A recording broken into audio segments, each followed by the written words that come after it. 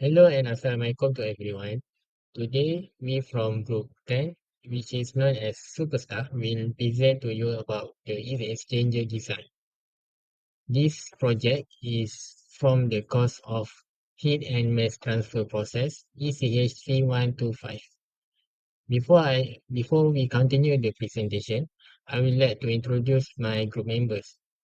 It consists of me, Daniel Hakim bin Muhammad Rizal, 214072, Muhammad Amir Ashraf bin Abdul Kadir 215713 and GHITHAN Samugam 215232 and lastly Choi Yang 215992.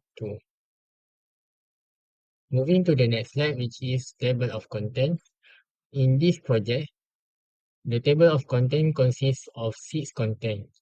The firstly is the literature review that will guide by the AMIR, and secondly is the schematic diagram that we present by the GHITHAN, and third is prototype that we present by AMIR, and fourth is calculation part that we present by me and also Anchoyan, and the four and the five and the fifth simulation.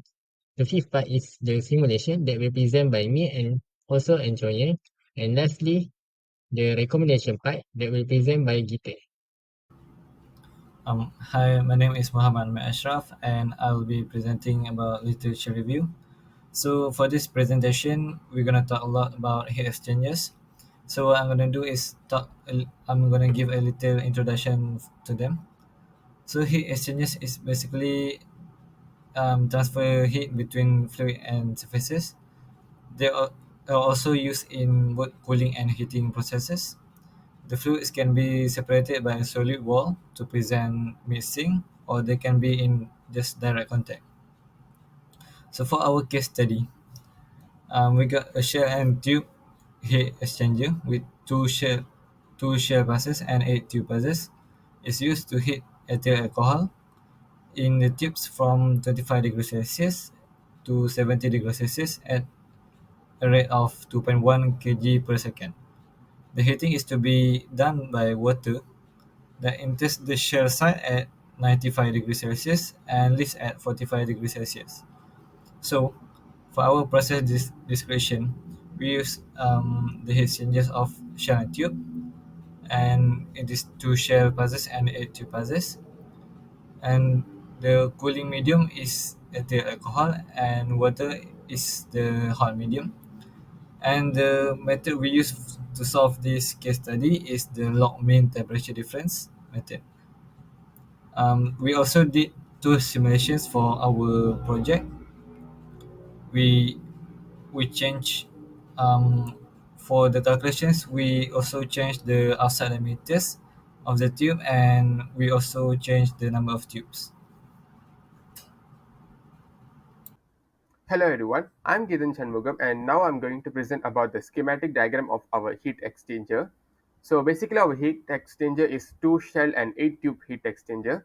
So the length of the tube inside the heat exchanger will be 1.95 meter, and then the length of shell will be 0.533 meter each shell.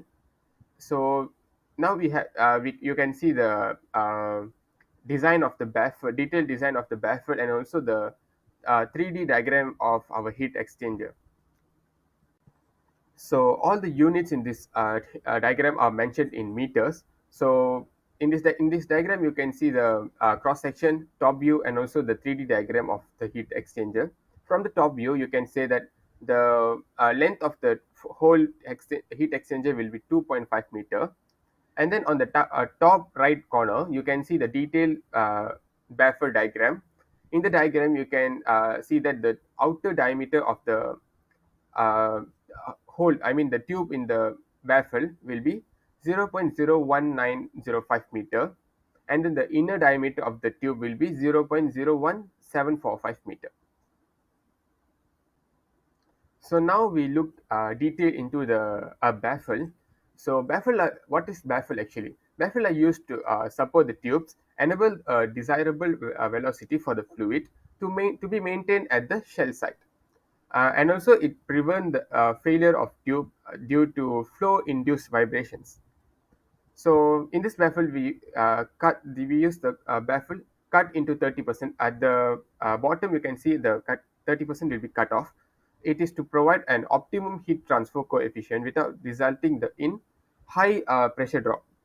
So in our heat exchanger, we use staggered tube bank which have a higher velocity of fluid flowing in the tube, and also the compact tube bank, which is lower tube pitch, have a higher heat transfer rate. Um, okay, all right. For this section, it is the prototype we make. So as you can see, we got two shell at the top and the bottom, and we got the buffer is the little round cardboards between the straws. We got 10 of them, and the tubes which straws we use for this project. Uh, like mentioned earlier, eight tubes and two shell. So if as you can see, the hot fluid will enter at the top, the red arrow, and leave at the bottom. And while the cold fluid will enter at the bottom and leave at the top. Okay. Yes. Now I will continue the calculation to get the dimension of the shell and tube for our heat exchanger by using the log mean temperature difference method. First, the rate of heat transfer can be determined from the equation shown, and the rate of heat transfer we obtain is 2,315 watt. Next step, by knowing the inlet and outlet temperatures of both fluids, the first and second temperature differences were computed in counterflow condition. From that, we can later calculate the log mean temperature difference for this counterflow heat exchanger, which is 22.41 degrees Celsius. The following step is to determine the P and R to get the correction factor in order to measure the deviation of the log mean temperature difference from the corresponding values for this counterflow case. The formula for P and R are as follows, and the small letter t represent the tube, while capital letter T represents shell. 1 represents the inlet flow and 2 represent the outlet flow. From this equation, we are able to get P equals to 0.64 and R is 1.11. With these two parameters, 0.82 of the correction factor was determined from the figure here. Next, with the sufficient information, the rate of heat transfer, log mean temperature difference, overall coefficient of heat transfer, as well as correction factor were all substituting into the equation to get the heat transfer surface area of the exchanger, which is equal to 14.45 meters squared. Next, we will proceed to the fifth step, which is we need to determine the actual area of heat transfer surface area. Using this formula, which is the actual area is equal to area of the heat transfer surface area times 1.1, and we will get this value, which is the 15.9 meters square. And next, we can extract the layout of tube data from the literature review. From the journal, we can get the outer diameter, the thickness, and also the inside diameter that will be used to calculate the area of single tube. And then we need to assume the tube length, tube arrangement, and also the type of shell clearance that will be used to determine the shell size and also the diameter of bundle. And next, we proceed to step 7, that we need to determine the layout and the tube size. Using this formula, we can get the area of single tube, which is 0.1167 meter square. And then we can determine the tube numbers using this formula, which is the tube number is equal to actual area over the area of single tube. And we will get 1036 tubes. 136 tube, and then we can determine the tube for each pass. Since this project we will use 8 pass of number, 8 tube pass, and then 136 of tube, we divide with the 8 tube pass, and we will get 70 tube per pass. And then we can determine the layout and the shell size. Using this table, in this project, we use the triangular as the tube arrangement, and also, like I said before, in this project, we use 8 tube per pass, 8 tube pass, and then we can use the table to to take the K1 and N1 value, which is 0.0265 to for K1 value, and N1 is equal to 2.675. And next we can get the bundles of diameter using this formula, which is we will get 0.412 meter, and then plus with the clearance using this formula, and based off this formula and this table, it will it will require us to choose the type of the shell clearance.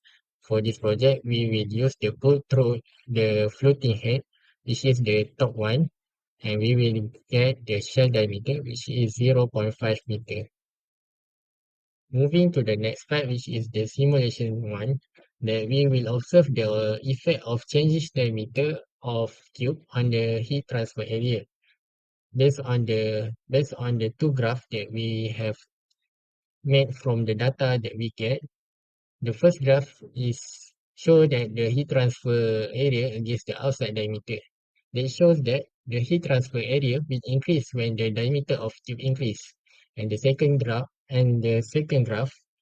that show the relationship between the heat transfer coefficient versus the outside diameter. The heat transfer coefficient will decrease when the diameter of the tube increase.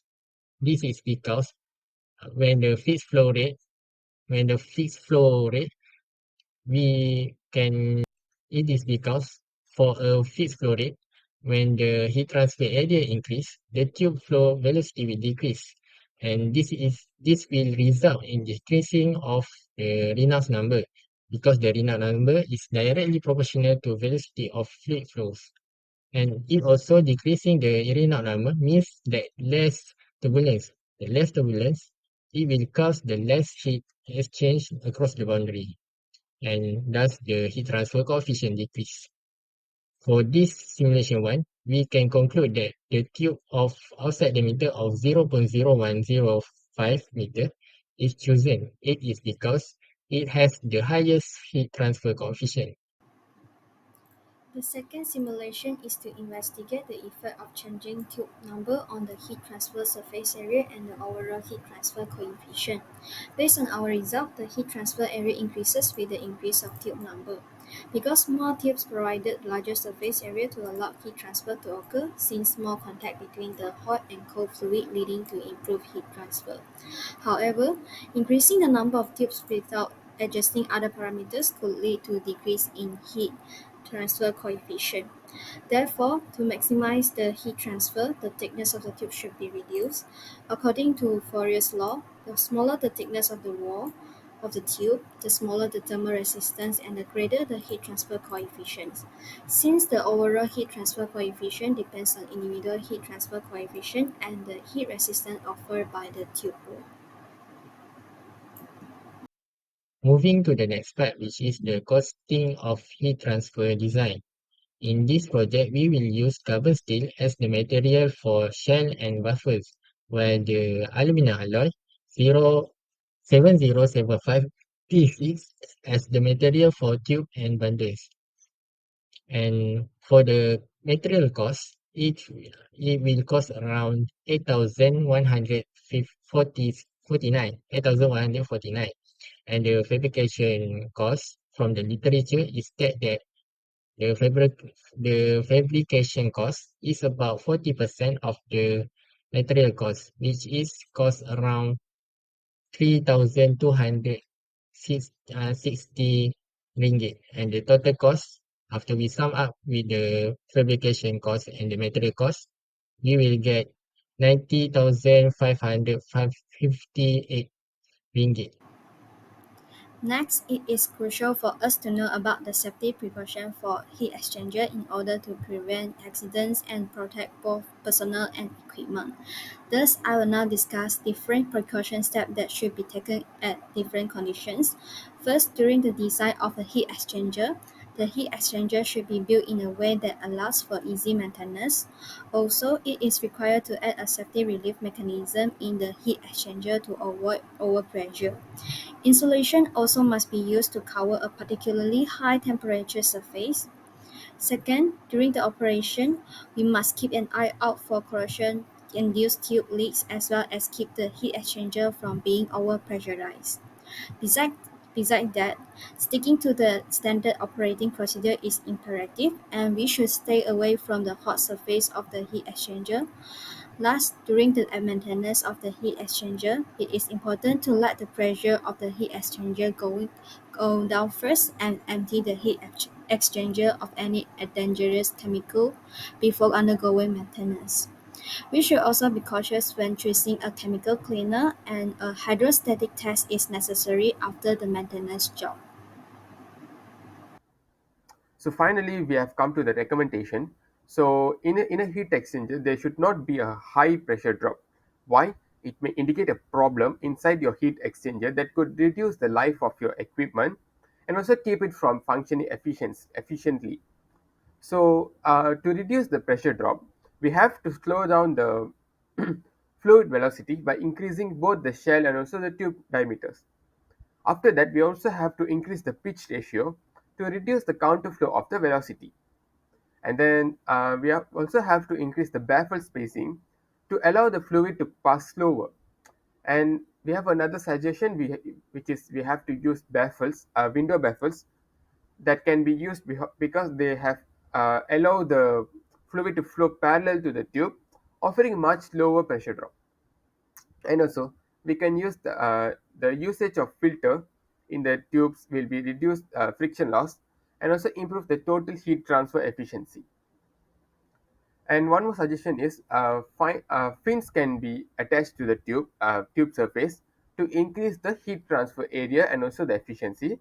And finally, a regular on-site cleaning is important to remove the accumulated dirt and also debris on the heat transfer surfaces. We have reached the last slide of this presentation. Thank you for listening this presentation, and hopefully if you guys have any question, feel free to contact our team members. And that's all from us. Thank you.